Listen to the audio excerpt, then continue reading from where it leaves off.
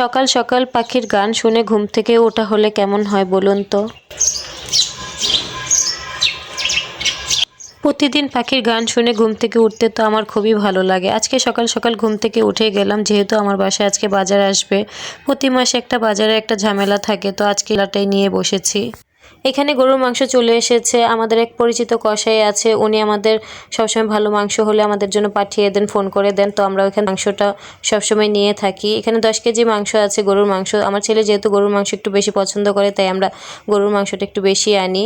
তো এর তো এখানে ছেলেকে পড়তে বসায় দেওয়া হয়েছে, ওর এক্সাম চলছে। তো এই তো পড়াশোনা নিয়ে ব্যস্ত। তো ওর পড়াশোনার মাঝখানে আমি কাজও করছিলাম, ওকে পড়াচ্ছিলাম। সারাদিন আজকে এভাবেই কাজ করতে করতেই যাবে। প্রতি মাসে 2-1 বার এরকম বাজার আনা হলে সারাদিন কাজ করতে করতে যায়, সারাদিনই কাজ থাকে। তো এই তো মুরগির মাংস চলে এসেছে। এখানে সব কিছু কাটা ছিল মাংস, যেহেতু বাজার থেকে আমরা কাটিং করে